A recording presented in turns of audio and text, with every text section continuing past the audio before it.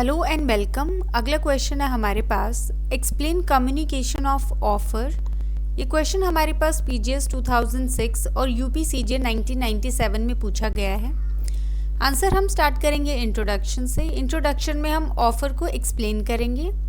इसमें आ गया ऑफर या प्रपोजल कंसिडर किया जाता है कि वो स्टार्टिंग पॉइंट है फॉर्मेशन का कॉन्ट्रैक्ट के। सेक्शन 2A जो है वो एक्ट का वो डिफाइन करता है प्रपोजल। ये प्रोवाइड करता है जब एक पर्सन सिग्निफाई करता है दूसरे को उसकी विलिंगनेस कुछ करने की या फिर रोकने की, दूसरे को कुछ करने के लिए एक व्यू के साथ कि वो ऑब्टेन कर सके उसका असेंट उस चीज़ के लिए। अदर टू सच एक्ट और abstinence he is said to make a proposal. और जो ऑब्टेन करने का जो उसका एक व्यू है, एक व्यू की ऑब्टेन करेगा उसका असेंट, उसको बोलेंगे कि उसने जो है प्रपोजल दे दिया है। जो पर्सन जो प्रपोजल देता है उसको बोलते हैं प्रॉमिसर या फिर ऑफरर, और जो पर्सन जो एक्सेप्ट करता है प्रपोजल को उसको बोलते हैं प्रॉमिसी या फिर ऑफरी। तो बेसिकली इसमें जो है हमने एक लाइन में बताया है ऑफर और प्रपोजल का सिग्निफिकेंस कि वो स्टार्टिंग पॉइंट है। फिर आ गया सेक्शन, कौन से सेक्शन में गिवन है, दैट इज सेक्शन 2A में। उसके बाद बेयरक लैंग्वेज जो है उसमें हमने डिट्टो लिखा है कि क्या बोला गया है, और लास्ट में बताया है कि हमारे पास प्रॉमिसर और प्रॉमिसी कौन होते हैं। फिर आ गया कम्युनिकेशन ऑफ ऑफर। जो वर्ड सिग्निफाइज है इन सेक्शन 2A, वो उसका मतलब है कि जो प्रपोजल है वो कम्युनिकेट किया जाना चाहिए दूसरी पार्टी को। सिग्निफाई का मतलब है इंडिकेट करना या डिक्लेयर करना। जो सेक्शन 3 है वो प्रोवाइड करता है जो मोड है कम्युनिकेशन का, एक्सेप्टेंस या रेवोकेशन एक प्रपोजल का और एक्सेप्टेंस का।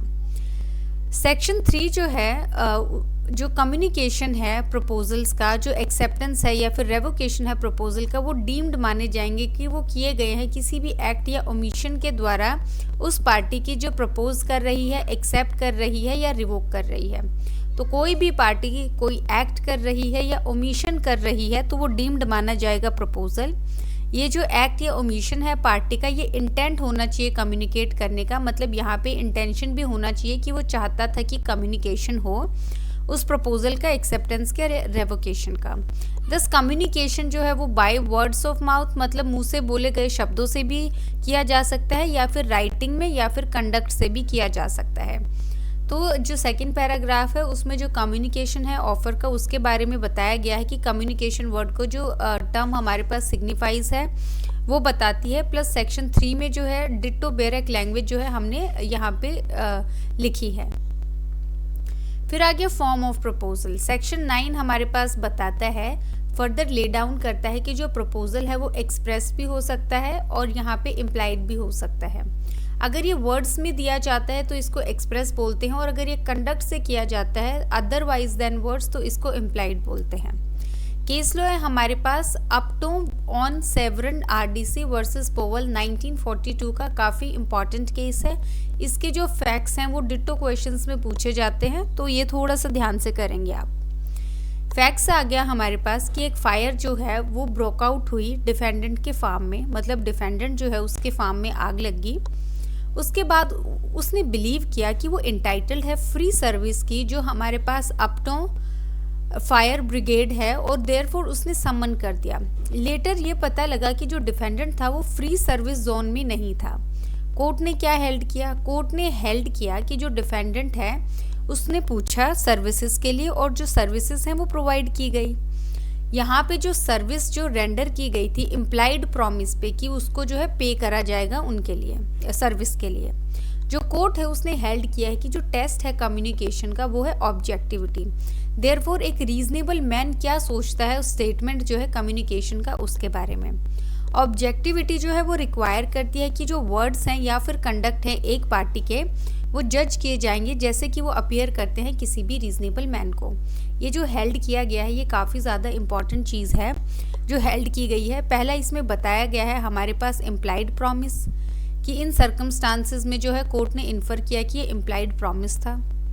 दूसरा बताया गया है टेस्ट ऑफ कम्युनिकेशन, कि जो रीजनेबल मैन है उसके हिसाब से सोचा जाएगा और नॉट कि जो पार्टीज थे उनके माइंड में क्या था। फिर आ गया हमारे पास कंक्लूजन या कम्युनिकेशन कब कंप्लीट होता है। अकॉर्डिंग टू सेक्शन 4 जो कम्युनिकेशन है प्रपोजल का वो कंप्लीट होता है जब ये आता है नॉलेज में उस पर्सन की जिसको ये दिया गया है। इसके ऊपर भी हमारे पास एक केस लॉ है और जो कम्युनिकेशन व्हेन कंप्लीट है ये एक डिफरेंट टॉपिक है जो हम नेक्स्ट लेक्चर में कवर करेंगे। अब इस क्वेश्चन में 2-3 बातें ध्यान रखने वाली हैं। पहला यही कि बहुत ही रेयर होता है कि आपको कोई भी स्टेटमेंट दी जाए जैसे इसमें हमने किया है कि एक्सप्लेन कम्युनिकेशन ऑफ ऑफर। अगर एग्जैक्ट ये क्वेश्चन कभी किसी स्टेट में पूछा गया तो आपको ऐसे ही करना है जैसे हमने स्टेप वाइज किया है। अदरवाइज ये जो क्वेश्चन है ये फैक्ट बेस्ड क्वेश्चंस में आता है।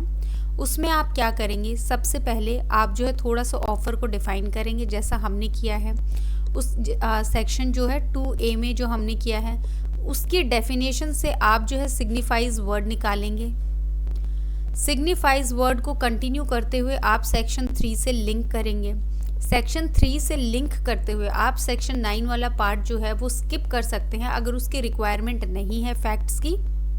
अदरवाइज जहाँ पे जो इम्प्लाइड है या फिर एक्सप्रेस का कुछ भी इशू है कि इसका मतलब है इम्प्लाइड था या वो नहीं था, ऐसा कर सकते हैं। या फिर आप एक काम कर सकते हैं, आप लिख सकते हैं फॉर्म ऑफ प्रपोजल और आप ऐसे लिख सकते हैं एक्सप्रेस्ड और इम्प्लाइड ब्रैकेट में लिख सकते हैं सेक्शन 9, तो आपका स्पेस कम बचेगा, मतलब कम यूज़ होगा।